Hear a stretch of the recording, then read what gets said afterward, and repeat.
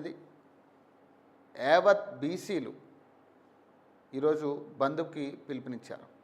So దీనికి సంబంధించి అన్ని పార్టీలు కూడా మద్దతు తెలుపుతున్నట్టుగా ఇప్పటికే అనౌన్స్ చేశారు. సో ఈరోజు అన్ని పార్టీలు కూడా బీసీలకి మద్దతుగా ఈ బంద్లో పాల్గొంటున్నారు. ఇక్కడ డౌట్ ఏంటంటే అన్ని పార్టీలు మద్దతు ఇస్తున్నాయి కరెక్టే, మరి అసలు బీసీలకి అడ్డుపడుతుంది ఎవరు? బీసీ రిజర్వేషన్లకు అడ్డుపడుతుంది ఎవరు? సో ఇది బాగా కనిపిస్తున్న డౌట్ ఇది. ఎందుకంటే రెడ్డి జాగృతి అనేది కొంతమంది బీజేపీ అంటున్నారు, కొంతమంది ఏమో బీఆర్ఎస్ అంటున్నారు, కాంగ్రెస్ వాళ్ళేమో బీజేపీ బీఆర్ఎస్ మీద దోసే పరిస్థితి జరుగుతూ ఉంది. సో బీఆర్ఎస్ బీజేపీ వాళ్ళేమో కాంగ్రెసే దీన్ని అడ్డుపెడుతుంది, వాళ్ళు కాంగ్రెస్ మనుషులే అని చెప్పి వాళ్ళు దానికి సంబంధించిన ఆధారాలు కూడా బయటపెట్టడం జరిగింది. మరి ఎవరు అడ్డుపడతా ఉన్నారు? ఏ పార్టీ అడ్డుపడతా ఉంది? సో అన్ని పార్టీలు కలిసి ఈరోజు బంద్కి పిలుపునిచ్చాయి. అన్ని పార్టీలు కూడా మద్దతు ఇస్తూ ఉన్నాయి అవుట్రైట్గా. మరి ఏ పార్టీ అభ్యర్థులు అడ్డుపడతా ఉన్నారు? ఏ పార్టీ నాయకులు అడ్డుపడతా ఉన్నారు బీసీ బంద్కి, బీసీ రిజర్వేషన్కి సంబంధించి? సో చదువుదాం. సో ప్రస్తుతానికి నేడు బీసీ బంద్ స్థానిక సంస్థల్లో 42% రిజర్వేషన్ల అమలు కోసం మద్దతు ప్రకటించిన అన్ని రాజకీయ పార్టీలు, ప్రతిష్టాత్మకంగా తీసుకున్న బీసీ సంఘాలు, జేఏసీలు, మూతపడనున్న వ్యాపార వాణిజ్య సంస్థలు, బంద్లో భాగస్వామ్యం కానున్న ఆర్టీసీ సంఘాలు, ముందస్తుగా స్కూళ్ళు కాలేజీలకు యాజమాన్యాల సెలవులు, స్థానిక సంస్థలో 42% బీసీ రిజర్వేషన్లు కల్పించాలని డిమాండ్ చేస్తూ నేడు బీసీ జేఏసీ రాష్ట్ర బంద్కు పిలుపునిచ్చింది. ఈ బంద్కు కాంగ్రెస్, జేఏసీ, బీఆర్ఎస్, సిపిఐ, సిపిఐఎం, టీజేఎస్, సిపిఐ, ఎంఎల్, న్యూ డెమోక్రసీ, మావోయిస్టు పార్టీలతో పాటు సామాజిక ఉద్యమకారులైన ఎంఆర్పిఎస్, మాల మహానాడు, ఆదివాసీ గిరిజన మైనార్టీ సంఘాలు, అఖిలపక్ష విద్యార్థి అలాగే ప్రజా సంఘాలు మద్దతు ప్రకటించాయి బీసీ బంద్కు. సో అందరూ మద్దతు ఇస్తూ ఉన్నారు. కానీ మరి అసలు రిజర్వేషన్కి అడ్డుపడుతుంది ఎవరు అనేది తేలాలి కదా ఖచ్చితంగా. అసలు ఈ రెడ్డి జాగృతి వెనక ఎవరు ఉన్నారనేది క్లియర్గా తేలాల్సిన అవసరం ఎంతైనా ఉంది కదా. సో అందరూ మద్దతు ఇస్తూ ఉన్నారు. అందరూ మా మద్దతు బీసీలకు ఉంటుంది, మేము బీసీలతో కలిసి పోరాడతాం 42%. కానీ మొన్న ఎంఆర్పిఎస్ వ్యవస్థాపక అధ్యక్షులు మందకృష్ణ మాదిక్ గారు కూడా అనౌన్స్ చేయడం జరిగింది, కరెక్టే. కానీ మరి అసలు ఎవరు అడ్డుపడతా ఉన్నారు దీనికి? అసలు ఫస్ట్ అది కదా మనం తేల్చాల్సింది.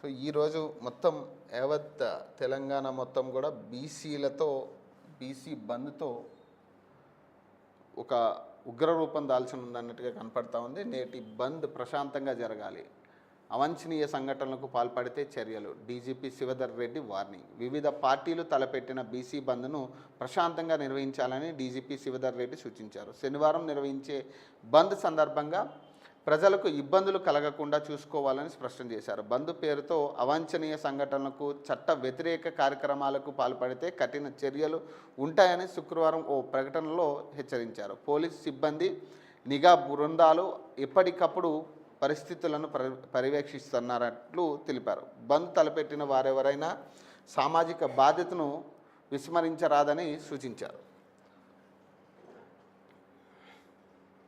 సో చూడాలంటే ఈరోజు అంటే 42%కి సంబంధించి ఏదైతే సుప్రీంకోర్టుకి రాష్ట్ర ప్రభుత్వం వెళ్ళిన పరిస్థితి మనం చూసాం.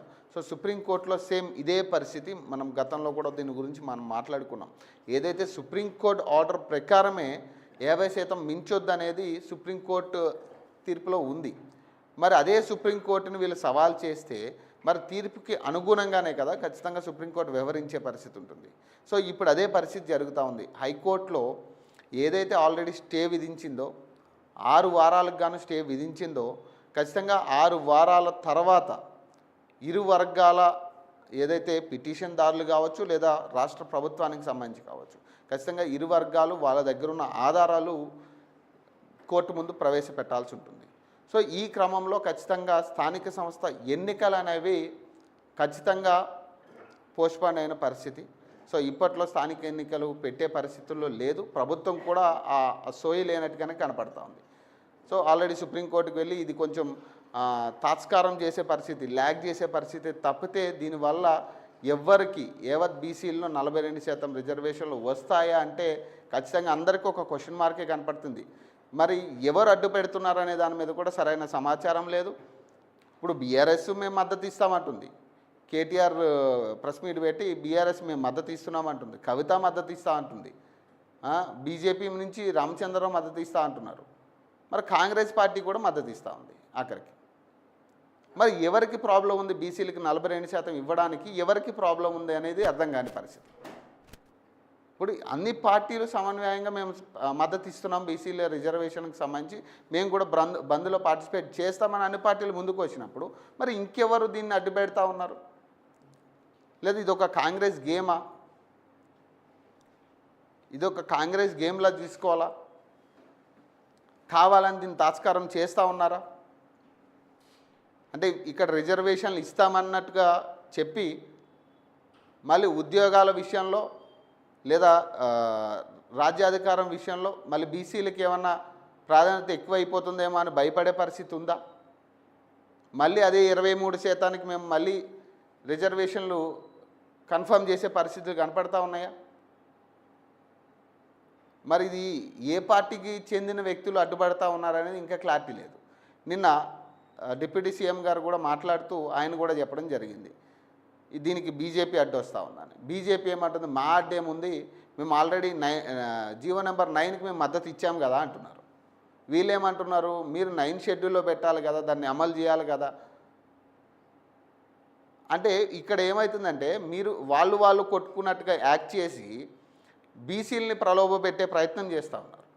ప్రధానంగా అన్ని పార్టీలు వాళ్ళలో వాళ్ళు కొట్టుకోవడానికి కొట్టుకుంటున్నారు. అరే వీళ్ళు బీసీలకి చాలా న్యాయం చేయాలని కాంగ్రెస్ పార్టీ చూస్తుందని మనం అనుకోవాలి. కాబట్టి అలాగే బీజేపీ పార్టీ కూడా ఆల్రెడీ మేము బీసీల ముఖ్యమంత్రిని చేస్తామని మేము అనౌన్స్ చేశాం కాబట్టి మళ్ళీ ఈరోజు మనం వేరేలాగా మాట్లాడితే బాగోదు అని. అలాగే ఈరోజు సో వచ్చింది బీఆర్ఎస్కి కూడా, అరే బీసీ ముఖ్యమంత్రిని చేయాలనే ఆలోచన. కానీ ఇప్పటికీ ఆ మాట అనట్లేదు, ఆ తర్వాత విషయం. అసలు బీసీలకు అన్యాయం చేసింది బీఆర్ఎస్ పార్టీ.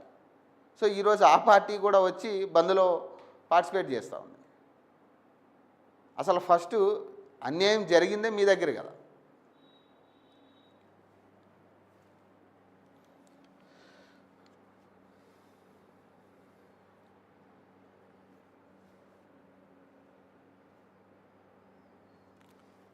ఏదేమైనా ఒకవేళ 23% నిన్న ఒక అనౌన్స్మెంట్ కూడా వచ్చింది. సుప్రీంకోర్టు కూడా ఒక తీర్పు ఇచ్చింది, మీరు పాత పద్ధతిలో పాత పర్సంటేజ్తో మీరు ఎలక్షన్స్కి వెళ్ళొచ్చు అని సుప్రీంకోర్టు కూడా అదే తీర్పు ఇచ్చింది.